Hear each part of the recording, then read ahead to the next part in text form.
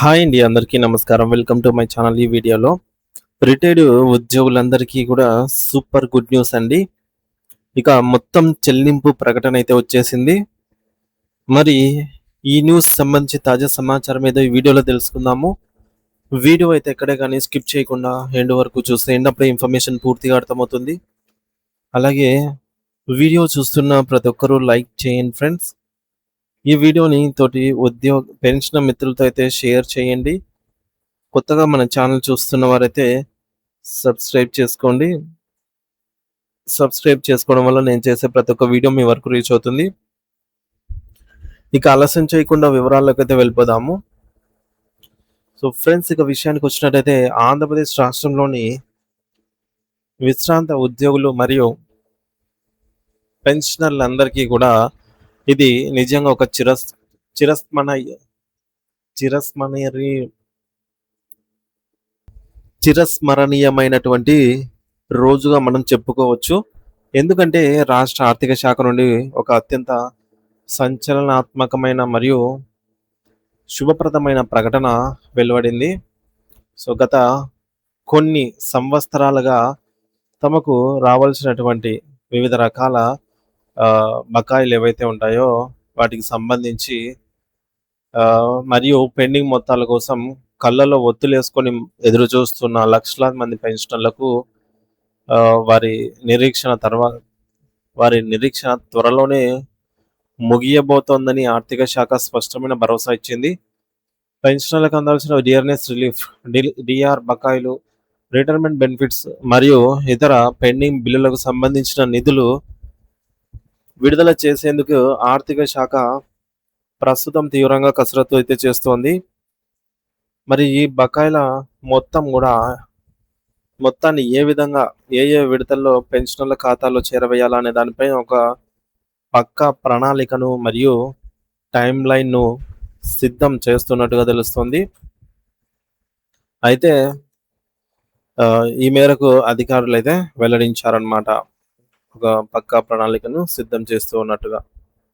అయితే ప్రణాళిక బద్ధంగా ఇది కేవలం మాటలకే పరిమితం కాకుండా ప్రణాళికాబద్ధంగా నిధుల సమీకరణ చేస్తూ ఆంధ్రప్రదేశ్ పెన్షన్ల జీవితాల్లో కొత్త వెలుగులు నింపేందుకు ప్రభుత్వం అయితే సిద్ధమవుతోందండి.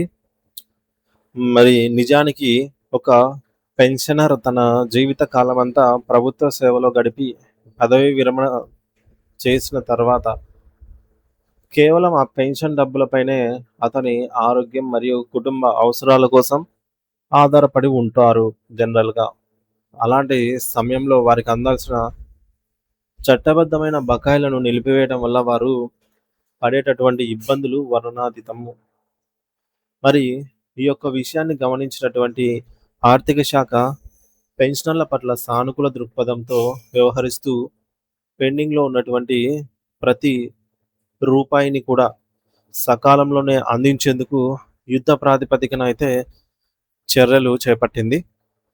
మరి మరోవైపు కేవలం రాష్ట్ర ప్రభుత్వ పెన్షనర్లకే కాకుండా ఈపీఎఫ్ ద్వారా హయ్యర్ పెన్షన్ కోసం దరఖాస్తు చేసుకుని ఎదురు చూస్తున్న వేలాది మంది పెన్షన్దారులకు కూడా ఒక అత్యంత కీలకమైన మరియు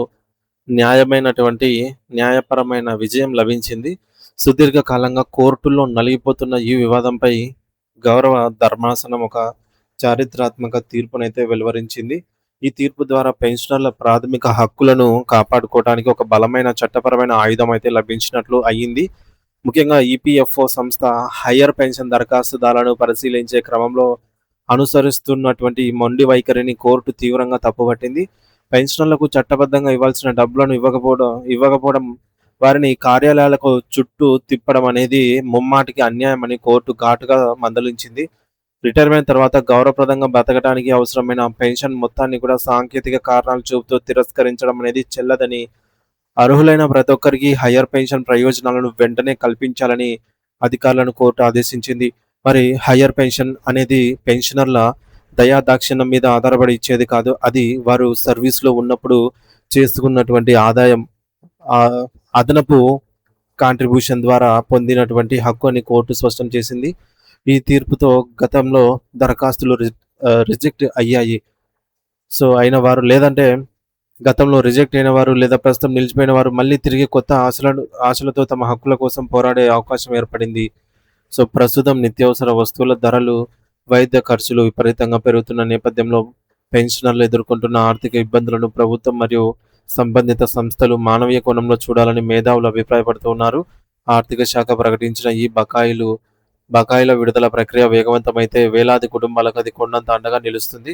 రాష్ట్ర ప్రభుత్వ ప్రకటన మరియు కోర్టు తీర్పు ఈ 2 కూడా పెన్షనర్ల పక్షాన ఉండటం విశేషం. సో, మీరు కూడా మీ యొక్క పెండింగ్ బకాయిల స్టేటస్‌ను ఎప్పటికప్పుడు ట్రెజరీ వెబ్‌సైట్‌లో లేదా సీఎఫ్ఎంఎస్ పోర్టల్‌లో చెక్ చేసుకోవాలని అయితే సూచించడమైనది. ప్రభుత్వ యంత్రాంగం మరియు న్యాయ వ్యవస్థ 2 కూడా పెన్షనర్ల సమస్యలపై స్పందిస్తున్నటువంటి తీరు చూస్తుంటే రాబోయే కొద్ది రోజుల్లోనే మీ బ్యాంక్ ఖాతాలోనే ఈ యొక్క మీ సొంత నిధులు జమ కావడం ఖాయంగా అయితే కనిపిస్తోంది. మరి ఆంధ్రప్రదేశ్ క్లుప్తంగా చెప్పాలంటే ఆంధ్రప్రదేశ్ ఆర్థిక శాఖ పెన్షనర్ల పెండింగ్ బకాయిలను విడుదల చేయడానికైతే సిద్ధంగా ఉంది ఫ్రెండ్స్. ఫినాన్షియల్ డిపార్ట్‌మెంట్ పెన్షనర్స్ సంబంధించినటువంటి అరియర్స్ ఏవైతే ఉన్నాయో వాటిలో చెల్లించేదానికి మినిమమ్ 1000 కోట్ల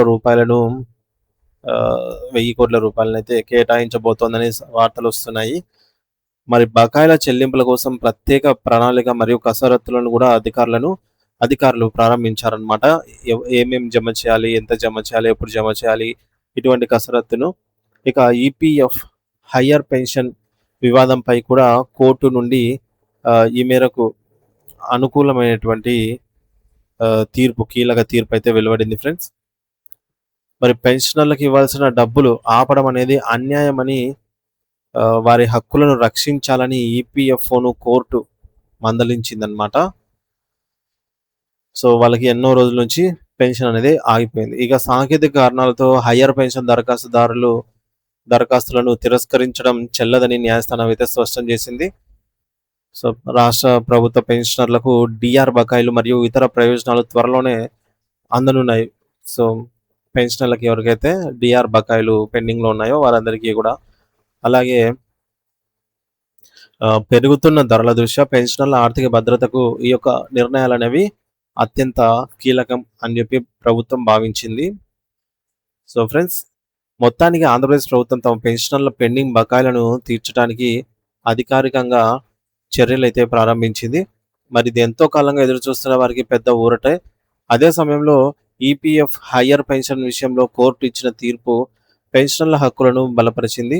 సో, పెన్షనర్లకు చెల్లింపులు ఆపడం పట్ల కోర్టు ఈపీఎఫ్ అధికారులను తీవ్రంగా మందలించడమే కాకుండా తక్షణమే పెన్షన్ ప్రయోజనాలను అందించాలని అయితే ఆశించింది. మొత్తంగా చూస్తే అటు రాష్ట్ర ప్రభుత్వ నిర్ణయం, ఇటు న్యాయస్థాన తీర్పు పెన్షనర్ల ఆర్థిక సమస్యలకు పరిష్కారం చూపే దిశగా అయితే సాగుతున్నాయని అయితే మనకు స్పష్టంగా అర్థమవుతోంది ఫ్రెండ్స్.